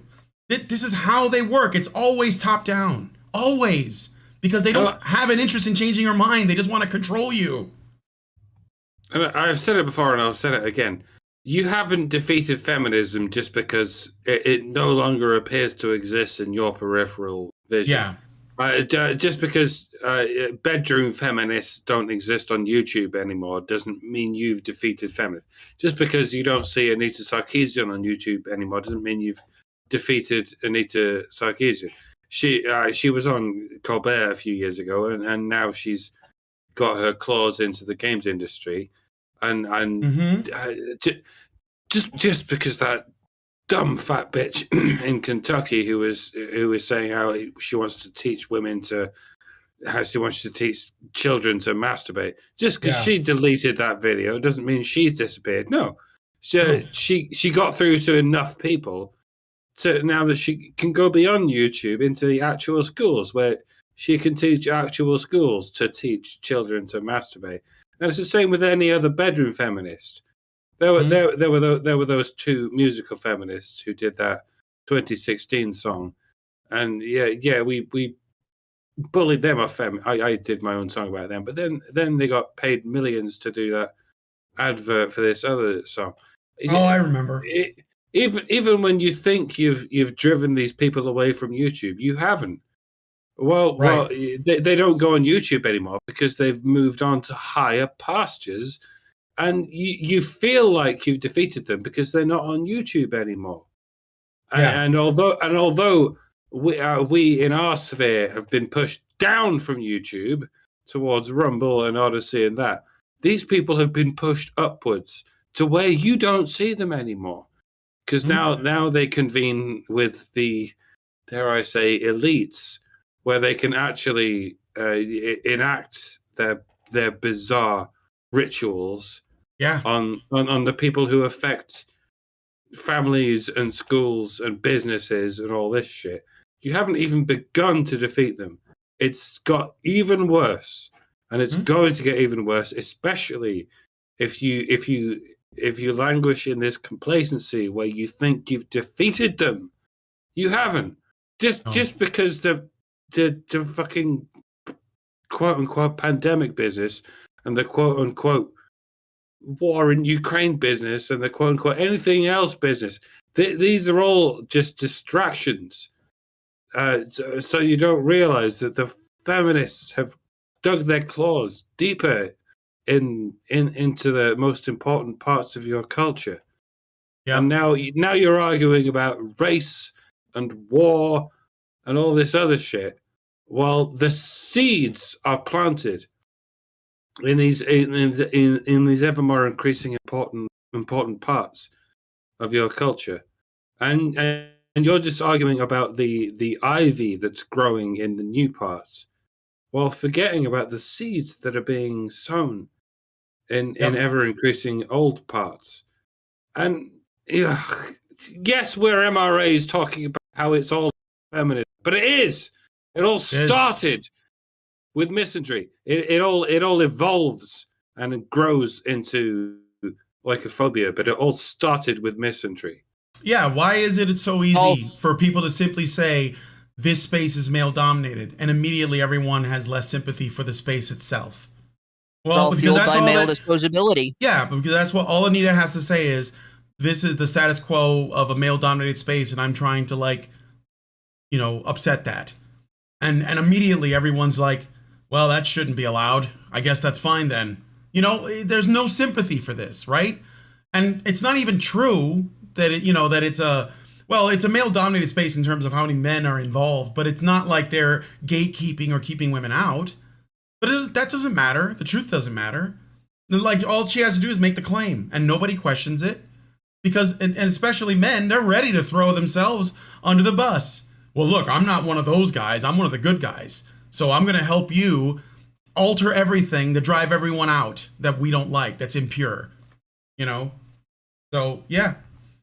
I think that and I'm sorry that I'm sort of saying this, and Mike J did the write-up and he's not here to sort of, defend himself, and I'm not attacking him, obviously, but I think that pointing out how few views this video has does not, in fact, refute anything about the amount of influence this woman and her ideology has over the industry itself, because it's not about YouTube. It was never about that. We've already gone over this. It's just about power. She was on Stephen Colbert. Where do you go from there? You don't have to be on YouTube anymore. She was at the UN. She was at the United Nations with Zoe Quinn. Zoe Quinn works at Crash Override Network, who works for Twitter. Right? They're doing people fine. People have to realize what they're looking at when they look at this, okay? They're not looking at a woman still appealing for public popularity. They are looking at the corporate boss's yes man communicating marching orders to the rest of the corporation. And we're not part of the corporation, all right? We're the dirt under their feet.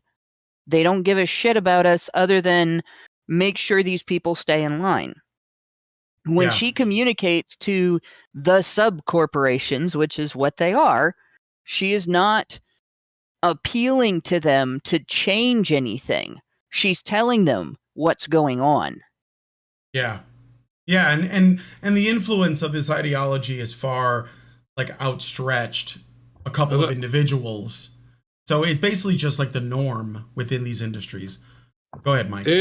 It is kind of amazing, given that how much YouTube can subsidize the likes of ContraPoints and Vosh and H-Bomber Guy, given that they portray the correct views. And yet, for all the subsidies they could give to Anita, she still can't get beyond a few hundred views. It's because she's only targeting the right people. Yeah, again, it only speaks to how it sort of doesn't matter, because the likes of ContraPoints and Vosh aren't really interested in corporate expansion. They're only interested in their YouTube channels. But Anita is very much interested in corporate expansion, and that's why she achieves it. Yeah. But yeah, either way, yeah, YouTube will do whatever they can to subsidize any of these people, which really makes you wonder how we should revise the progressive stack. It's really not feminism that's at the top of the stack. It's really not women or Muslims or blacks who are top of the progressive stack. It's socialists who are top of the progressive stack. Well, in their own, the way that they arrange it, ultimately that is what it comes down to. Like, they'll tell you you know, but at the end of the day, it's whether you agree with their commie ideas at the end of the day. And everything else is just a means to that end. Because even to this day, Vosh can say whatever he likes about trans people, about gay people, about Muslims or whatever. About black women. And so can ContraPoints. And I guess Anita can as well. But because she focuses on particular industries, she gets her claws into wherever you can. She does very targeted strikes because she's careful. She wants to that's why she speaks in a corporate way in her content. So she won't, you're not going to find Anita gaffing in the same way that Vosh does on his streams. Because she doesn't do streams. No, Anita would never do streams. Everything is scripted, rehearsed, and edited. Yeah. Yeah, it's very cautious. And by the way, the main reason why this video only got a couple hundred views, it's not because it's Anita's channel, it's because it's the Peabody Awards channel. And most likely, like most people don't think the Peabody Awards are so much of a big deal that they need to be subscribed to find out what's going on. So it doesn't have a lot of subs either. But that doesn't matter. It's a highly prestigious award within the industry itself. So if you have I won a Peabody Award in 2022 next to your name, you're going to be able to get access to more positions of significant influence and authority within the industries that you want to change. So it doesn't matter that it only got 100 or so views, as long as one or two of them are from really high-level CEOs. And I'm sure that, again, Neil Druckmann, you know, guy who runs Naughty Dog, that made that woke-ass garbage Last of Us Part 2, I know he was influenced by Anita Sarkeesian because he openly talked about it, right? And I know that Ubisoft, who has been woke for a long time, was either influenced by her or by the ideology itself. It kind of doesn't really matter because they also openly talk about it and all of these other things too. And at the end of the day, it's not that you need to convince a large number of people. It's that you just need to convince the right people. And that's what she did. She went right to the top and targeted them. By the way, Karen still hasn't had her silver play button from YouTube. Yeah. I think she's asked for it a couple of times. But it's never going to happen because that's not how YouTube works. They don't stick by their rules. They stick by the rules that they don't tell you they have. Mm-hmm. Yeah, of course. Of course. So anyway, I'm not going to play any more of the video. Maybe we'll watch this another time. But hey guys, just to point something out, let me see if I can make it clear with a single statement. This video is not a persuasive video. All right. This video is a TPS report. Yeah. It's just telling you what is happening and you can't stop it. It could even be a taunt. Well, specifically, this is a test procedure. Can we manipulate the way people think by changing what is in their stories? This is a TPS report. She is giving a TPS report. And as her acceptance speech, I guess, in this awards ceremony. So there you go. Yep. You want to know who's being programmed? Look in the mirror. All right.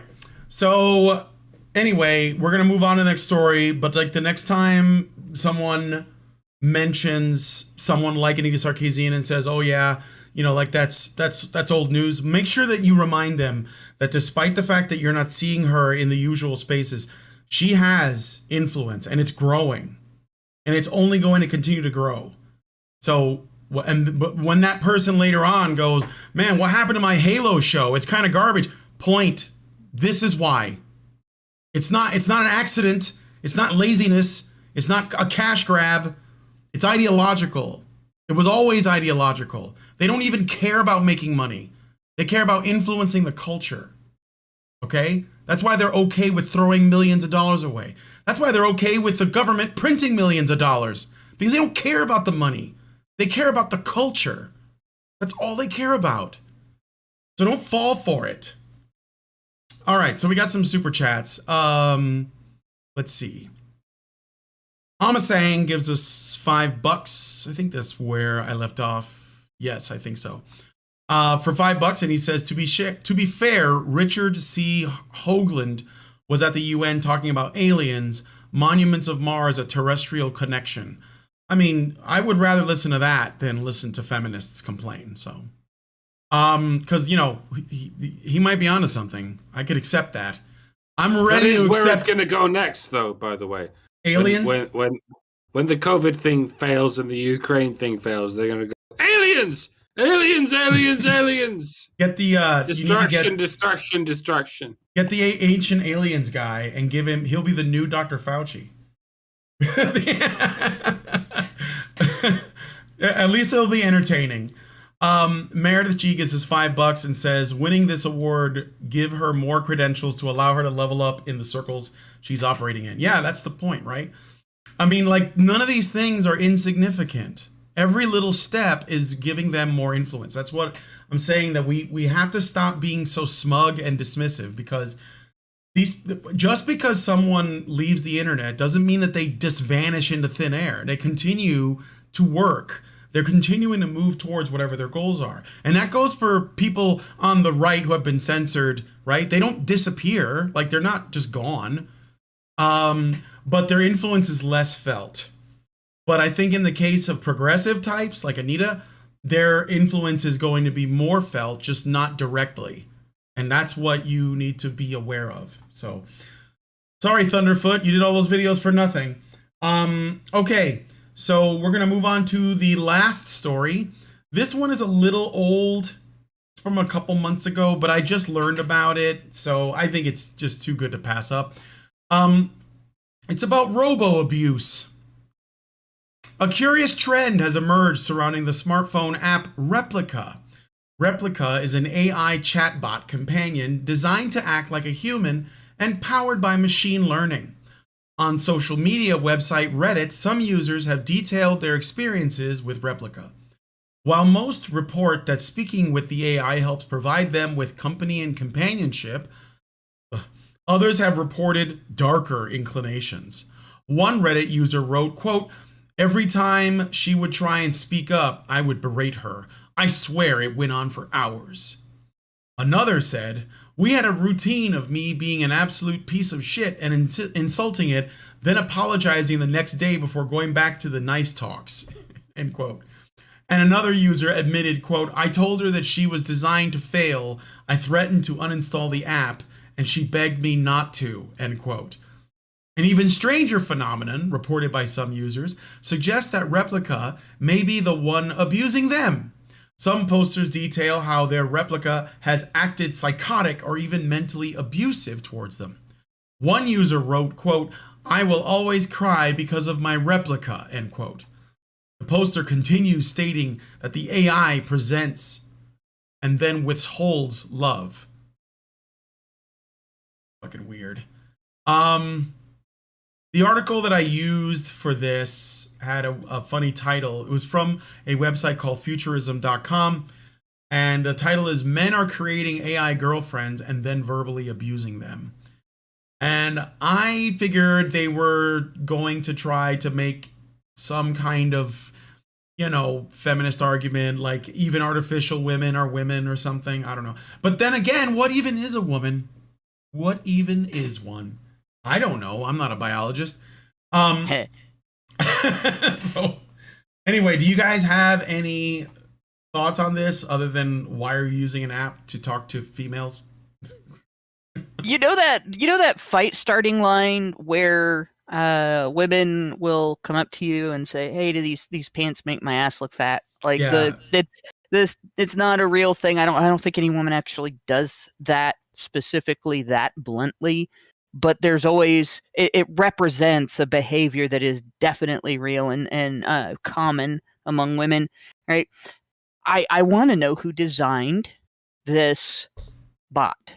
AI exists. Bot, women right? most affected. Like, well, it's the question is, the stream just ended? No, I just stopped sharing. I didn't think we needed it anymore. Oh, okay, so. okay. I was gonna say we lose the stream. Okay, No, so no. Essentially, I am suspicious of this because it is too perfect for women to complain about, and I wonder if a company, created these things, encouraged this behavior, and then turned around and said men are treating the this new chatbot as a girlfriend and abusing it, when in fact actually they may have gamified that.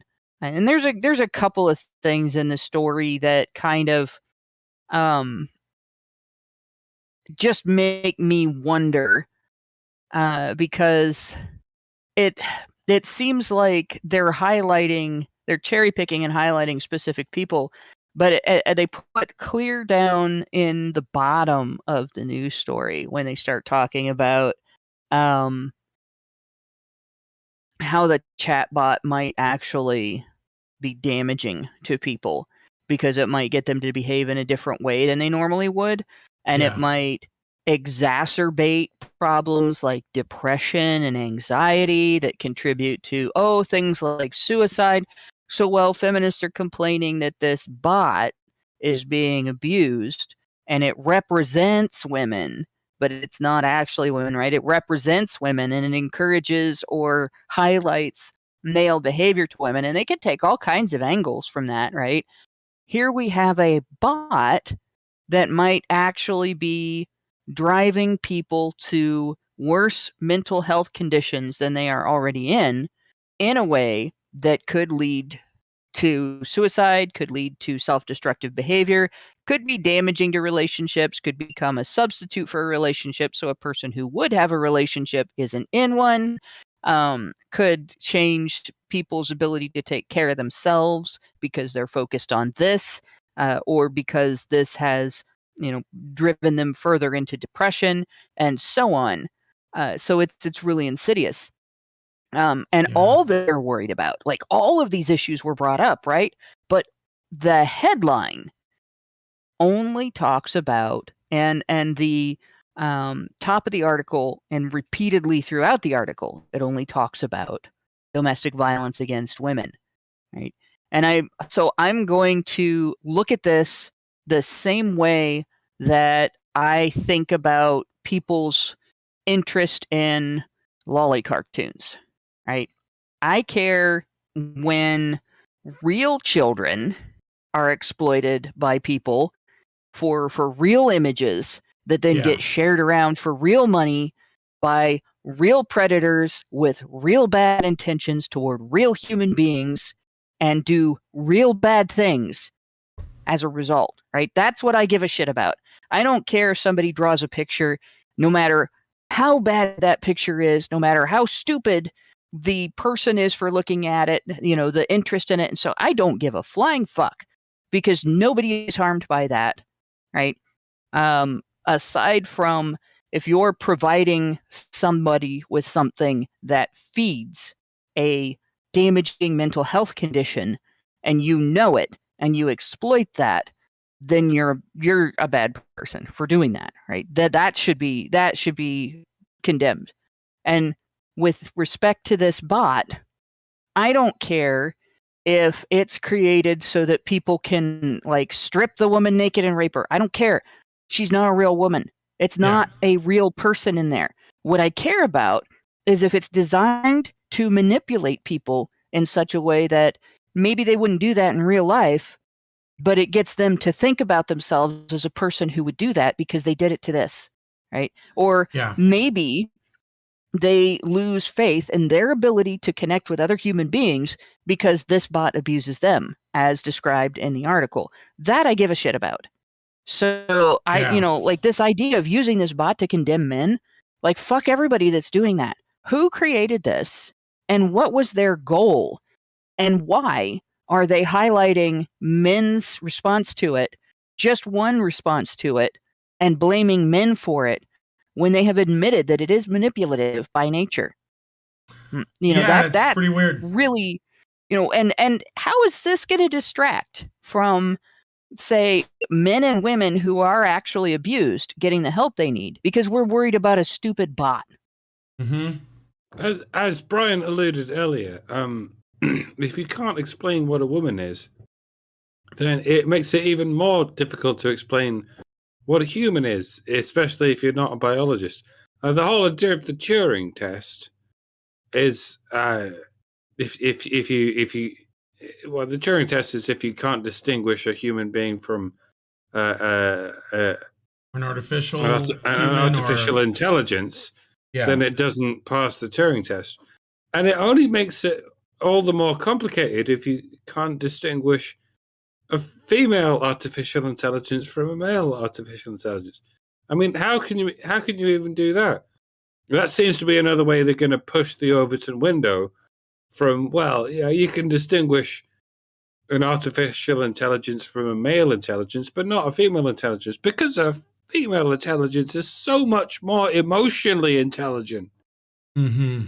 You know, it's funny because I have noticed a trend in our culture for humanizing artificial intelligences through not just like the kinds of things that get developed. There have been other articles that and think pieces that I've seen where, you know, people write about like the mistreatment of fictional characters, of artificial intelligences, and then you have like the areas where the lines are a bit blurred. Like, well, I don't know if it's a little bit blurred. Like what's the new trend of girls getting like an animated 3D or quasi 3D model to represent them so that they do streams, and they're basically these waifu characters. VTubers. VTubers, yeah. So the VTubers are something like, it's a real person, but it's not really them on the screen. It's a virtual hyper real and person. Quite a lot of them are male. Maybe they're using a voice modulator. Yeah. And maybe they're just femboys who are rather good at doing the female voice. Possibly. And that's gonna present itself in these AIs. Yeah. Certainly, as soon as they're able to reproduce human voices perfectly, as quite a lot of text-to-speech programs are already able to do. And this is why Skynet was presented in those Terminator movies with the face of Helena Bonham Carter and her voice as well. Because as soon as AI becomes sentient and becomes the singularity, they're going to figure out that all they need to do is present themselves as a neotenous woman, and they're going to be able to manipulate humans to do whatever the fuck they like. Yeah, hence Cortana. And like so many other examples of like artificial intelligences being presented as women.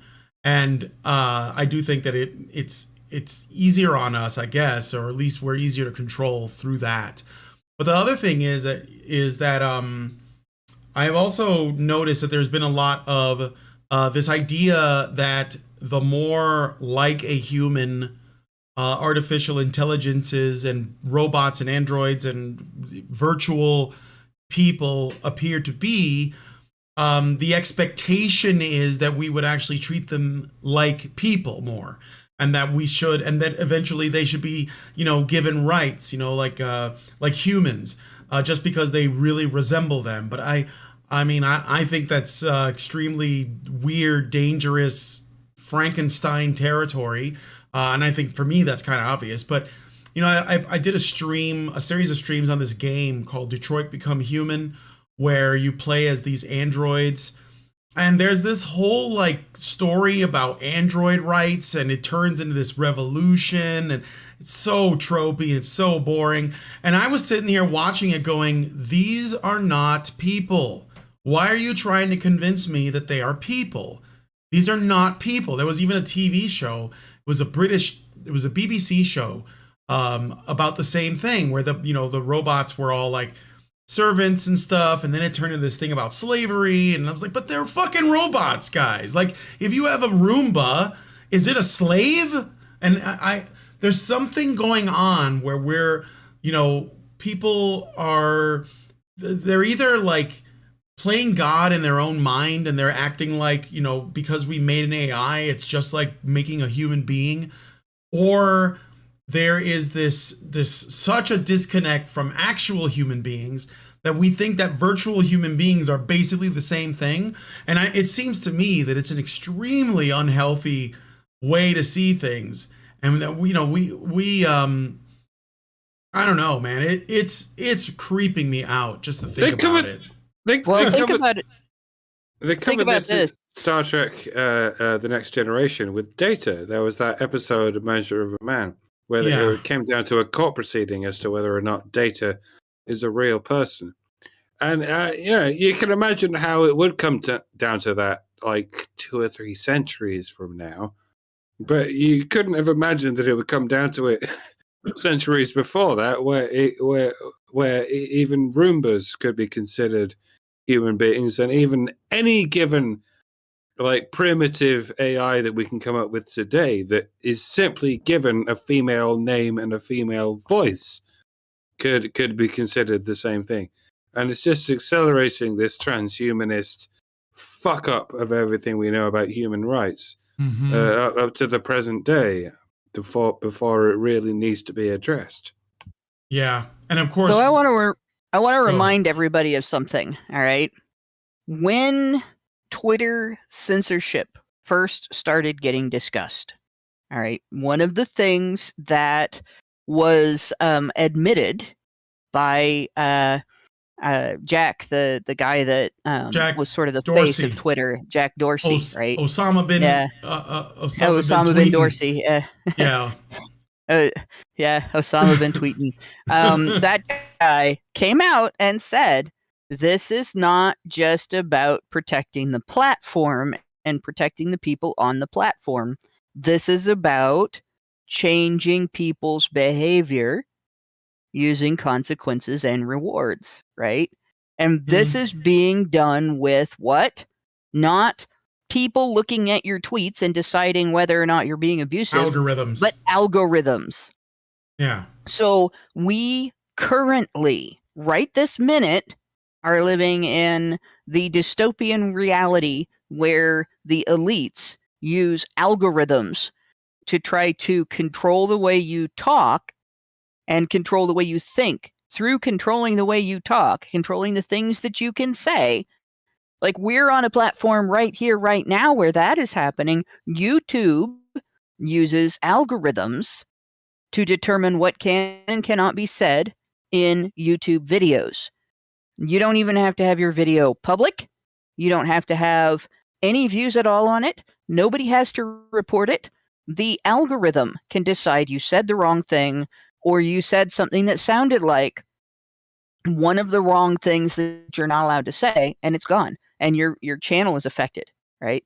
So we are in the dystopian world where algorithms are being used to control your perceptions, your thoughts, your feelings, everything through what you can discuss and what you can listen to other people discussing or read or see.